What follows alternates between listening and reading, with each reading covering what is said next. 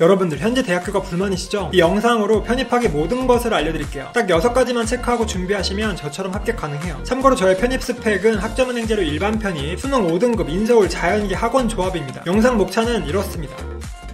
바로 갈게요. 첫 번째, 편입이란 무엇인가? 편입학은 여러분들이 알고 있는 수시나 정시 같은 대학교 입시제도 중 하나예요. 다만 차이가 있다면 1학년으로 신입학하는 게 아니라 대학교에 빈자리가 생겼을 때, 즉 대학생들이 휴학을 했다, 자퇴를 했다, 뭐 이렇게 됐을 때 대학교에 결혼이 발생하면 학생들을 모집하는 그런 전형입니다. 이때 편입을 합격하면 3학년으로 들어가고요. 보통 대학교 2학년 학생들이 편입을 준비해서 타 대학교에 3학년으로 편입을 하는 거죠. 약간 전학 같은 느낌. 그래서 시간적으로 끊김없이 갈 수 있다는 장점이 있는데요. 다만 새로운 학교에 들어가서 적응하는 게 쉽지만은 않습니다. 빡세더라고요. 반대로 만약에 편입에 실패하면 어떻게 될까요? 별거 없습니다. 내가 원래 다니던 대학교를 다시 복학하는 거죠. 두 번째, 일반 편입과 학사 편입. 이 편입에는 지원 자격이 존재하는데요. 이때 일반 편입과 학사 편입 이 두 가지로 나눠집니다. 대학교를 다닌 기간으로 분류를 하는 거예요. 2학년까지 다닌 사람, 4학년까지 다닌 사람, 이렇게 다른 집단으로 분류를 해서 다르게 경쟁을 시키는 거예요. 그래서 지원 자격을 알아보면요, 일반 편입은 4년제 대학교를 2학년까지 마친 사람 혹은 전문대학교 졸업자들, 이렇게 2년을 대학교를 다녔다고 생각하면 간단해요. 반대로 학사 편입은 4년제 졸업자들이 지원을 합니다. 4년 다닌 거죠. 그리고 이때 등장하는 학점은행제 빠질 수 없죠. 내가 대학을 다니지 않고 다양한 방식으로 학점을 취득해서 졸업장을 얻는 제도라고 보시면 되는데요. 80학점을 취득하면 전문학사, 일반 편입이 가능하고요. 140학점을 취득하면 학사 편입이 가능합니다. 그래서 처음에 여러분들이 일반 편입을 할지 학사 편입을 할지 정하고 시작을 해야 돼요. 근데 이때 막 알아보니까 학사 편입이 유리하다고 하던데 정말 이게 사실일까요? 다 필요 없고 딱 두 가지만 보시면 됩니다. 첫 번째, 나의 목표 대학교. 두 번째, 내가 준비할 수 있는 기간입니다. 이 원리를 알아보면요, 내가 만약에 한양대학교를 목표한다고 했을 때 일반 편입으로 지원하면 4년제 대학교에 2학년 학생들끼리 경쟁한다 그랬죠. 즉 중경외시 학생들이 실제 경쟁자가 됩니다. 이 친구들 영어 이미 1등급이에요. 베이스 좋거든요. 경쟁하기 빡셉니다. 반면 학사 편입으로 지원하면 이야기가 달라져요. 중경외시를 졸업하고 학사 편입으로 한양대로 다시 가야지 라는 사람들은 거의 없거든요. 대부분은 취업하거나 전문직을 준비하거나 이렇죠. 그럼 누가 학사 편입을 하느냐 알아야겠죠. 대부분의 80% 이상의 학생들이 학점은행제 출신이에요. 이 학은제는 누가 할까요? 저 같은 사람이 합니다. 고졸, 전문대, 지방대를 다녔던 사람들이 대부분이에요. 그렇기 때문에 여러분들이 학사 편입으로 지원을 하시면 경쟁이 수월하다는 거죠. 그래서 유리하다고 하는 거예요. 근데 여기에는 맹점이 있어요. 반대로 목표 대학이 직어국 아니면 인서울 낮은 대학이나 수도권 대학을 목표한다. 일반 편입으로 준비를 해도 경쟁자들의 수준이 그렇게 높지 않거든요. 그래서 이때는 일반 편입으로 하는 것도 괜찮아요. 참고로 대학교를 다닌 적 없는 고졸 기준으로 학점은행제로 학사 편입을 준비하면 1년 반에서 2년이라는 기간이 걸리거든요. 본인이 빠르게 편입을 해야 되는 거면 일반 편입이 낫죠. 그래서 뭐가 유리하다라고 말하기보다는 개인의 상황에 따라 다르다고 할 수 있어요. 그래도 확실하게 못 정하겠으면 고정 댓글 참고해보세요. 세 번째, 편입 전형. 편입은 어떤 식으로 학생들을 선발할까요? 우선 대학교별로 전형 방식이 달라요. 인서울대학교는 편입 영어, 자연계열은 편입 수학까지, 지방거점 공립대학은 공인영어 성적과 전공시험을 봅니다. 일단 인서울부터 가볼게요. 이 편입 영어라는 게 뭘까요? 각 대학교별로 영어 문제를 출제하는데요, 일상적인 영어보다는 전공에 대한 전문적인 영어를 다뤄요. 그래서 여러분들이 편입 영어 문제를 보면요, 단어 자체가 어렵습니다. 그러면서 자연스럽게 문장이 복잡해지고요, 지문까지 길어지는 거죠. 그래서 편입 영어가 난이도가 어렵다라고 하는 거예요. 이 편입 영어 문제는 어떤 스타일이냐면요, 크게 4가지 파트로 구성이 되어 있어요. 단어, 문법, 논리, 독해입니다. 각 대학교별로 이 4가지 파트 중에서 문제 비중이 다르게 출제돼요. 뭐 어디는 문법 위주 대학, 어디는 독해 위주 대학, 이런 식인 거죠. 참고로 여기서 논리라는 건 약간 단문 독해 같은 느낌이거든요. 여러분들이 문제를 봤을 때 보기의 단어를 문제에 넣어도 말은 다 됩니다. 근데 그 중에서 느낌이 다른 게 있어요. 그걸 캐치해야 돼요. 해석에 따라서 정답이 달라지기 때문에 단순하게 읽는 게 아니라 사고력을 요구하는 느낌인 거죠. 뉘앙스를 판단하는 문제라고 보시면 됩니다. 반면에 지방거점 국립대로 가볼게요. 공인영어는 뭘까요? 공인영어는 토익, 탭스, 토플이 대표적인데요, 여기서 토익을 준비하는 분들이 대다수예요. 그 이유는 기존에 우리가 알던 수능이랑 영어 스타일이 비슷해서 그래요. 똑같이 LC, 듣기와 RC, 독해로 구성되어 있고요, 990점 만점으로 구성되면서 각 파트별로 문제를 푸는 공식들이 존재해요. 그래서 점수대가 금방 올라갑니다. 이 지방거점 공립대학교는요, 1차적으로 공인영어 성적으로 학생들을 출연해요. 그 다음에 전공기초 개념을 면접을 보거나 시험을 봐서 평가를 하는 거죠. 그래서 학생들을 선발합니다. 추가로 아예 다른 연고대 편입이라고도 따로 있어요. 기본적으로 공인영어 성적이 있어야 되고요, 인문계열은 논술, 자연계열은 물리, 화학, 수학, 생물 중에서 학과별로 정해진 과목을 응시해야 됩니다. 이 밖에 면접을 본다거나 학업계획서를 제출하는 대학도 있어요. 이처럼 편입은 각 대학교별로 너무 다릅니다. 그래서 여러분들이 처음 편입을 시작한다면 목표 대학교들을 여러 개 떠올려 보시고요, 그 대학들을 입학처 들어가서 모집 요강을 보세요. 그 중에서 공통된 전형으로 준비를 하는 거예요. 네 번째, 편입 공부 기간인데요. 편입 공부는 그럼 얼마나 잘해야 되는 걸까요? 노베이스도 가능할까요? 실제 실제로 제가 편입을 할 때는 보통 3월부터 12월 달까지 10개월 동안 공부를 하는 게 국룰이었어요. 고졸 로베이스 5등급이었던 저도 가능했어요. 요즘에는 시험 난이도가 상승하고 있고요. 경쟁자들이 많이 늘어나고 있어요. 그래서 이 공부 시작 시기가 조금씩 앞당겨지고 있습니다. 그래서 노베이스 분들은 1월부터 공부를 해주시는 게 좋고요. 어느 정도 영어 베이스가 있는 분들도 늦어도 3월부터는 공부를 해주시는 게 좋습니다. 특히나 영어라는 과목 특성이 점수대가 느리고 계단식으로 올라가거든요. 그래서 여러분들이 미리 시작하는 게 중요하다는 거죠. 그리고 영어는요, 단어 뜻을 알아야지 문장을 해석하고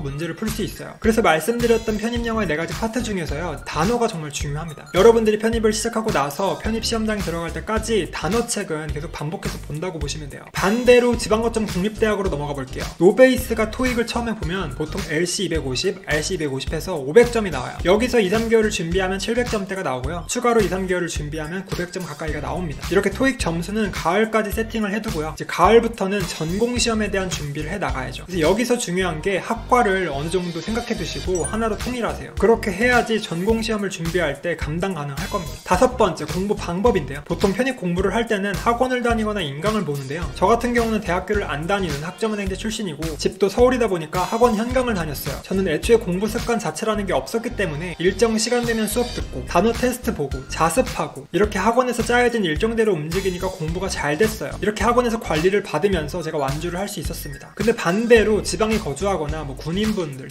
직장인분들은 학원을 다니는 게 현실적으로 힘들잖아요. 그러다 보니까 시간적으로 자유로운 인강을 선택하시는데요. 실제로 충격적인 건 인강으로 준비를 해서 합격하는 사례가 그렇게 많지 않다는 겁니다. 완주하는 것조차도 힘들 뿐더러 본인이 모든 커리큘럼을 세팅하고 진도를 빼는 속도까지 정하는 건 쉽지 않습니다. 근데 이 모든 걸 정보 얻을 곳도 없고 나 혼자 해야 되는 거라면 쉽지 않다는 거죠. 시간을 내서 공부하는 게 아니라 시간이 날 때 공부하는 걸 볼 수 있을 겁니다. 그래서 직장을 그만두시거나 아니면 지방에 거주하면 서울로 올라오시거나 해서 웬만하면 학원은 현강으로 다니는 걸 추천드릴게요. 참고로 토익을 준비할 때는 의지만 있다면 인강으로 해도 괜찮아요. 6번째, 편입학 일정인데요. 일단 편입학의 타임라인은 11월부터 스타트를 해요. 11월에 모집 요강이 쭈르륵 나오고요. 이때 학교별로 TO가 나옵니다. 12월에는 원서 접수를 하는데요. 보통 편입 준비생들은 10개 정도의 대학교에 지원을 합니다. 이때 시험 일정이 겹치는 대학들은 눈치 작전을 쓰기도 하고요. 또 학과 고민 때문에 공부가 안 될 거예요. 그리고 1월에는 편입 시험을 치르는데 보통 주말에 시험을 봅니다. 2월에는 합격자 발표를 하고요. 내가 지원한 학교들 중에서 여러 개를 합격하고 그 중에서 한 곳을 골라서 가는 시스템이에요. 지원을 많이 하다 보니까 예비번호도 잘 빠져서 이 편입은 추가 합격되는 경우가 되게 많아요. 3월에는 학교를 다니게 됩니다. 바로 3학년으로 들어가는 건 좋아요. 근데 나는 신입생 같은 기분인데 3학년에 맞게 공부를 해야 되다 보니까 적응하는 게 빡셉니다. 그래서 여러분들이 편입을 하고 나서의 계획도 어느 정도 세워두는 걸 추천드려요. 그래도 일단 편입을 합격하는 거에 포커스를 맞추시고요. 그 다음에 고민해도 늦지 않습니다. 그래서 이렇게까지가 편입학의 총 정리에 대한 영상이었습니다. 여러분들이 영상을 통해서 편입을 어떻게 준비하고 어떻게 시험을 보는지 다 알아갔으면 좋겠어요. 감사합니다.